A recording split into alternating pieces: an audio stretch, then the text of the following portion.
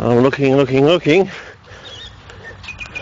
may have to go back the other way because there are some pools up there, quite a few near the substation up there that they stay quite wet because they're full of water towards the end of the season. So I think the ground is just being covered too much by these mung plants. Actually,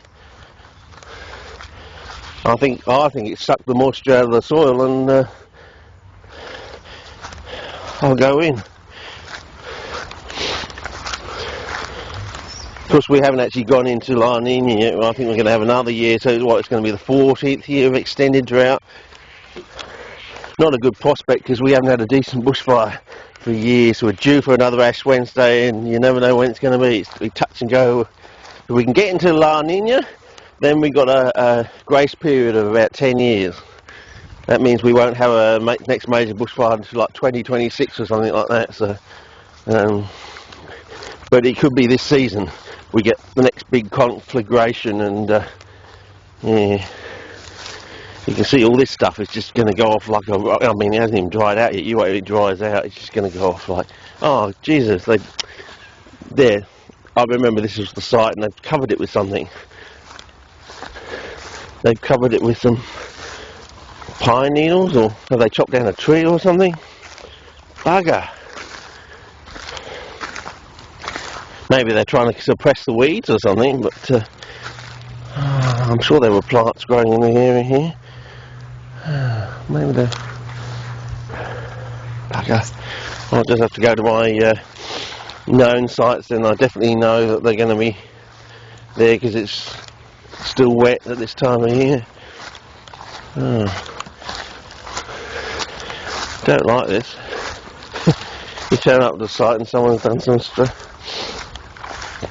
strange. I mean, like the original location site for the Jukaloo form that I took Robert Gibson out to back in 1990. Jeez, it's a long time ago. A few years ago. Oh, I think was it 2005? No, it was after I came back from that holiday in Victoria. So that must be the end of 2007 before I got my camera. Before I got this camera. Fence line had been put up that season. Creosote fence line. So yeah, it's just basically wiped right through the middle of the colony. So basically they wiped it out.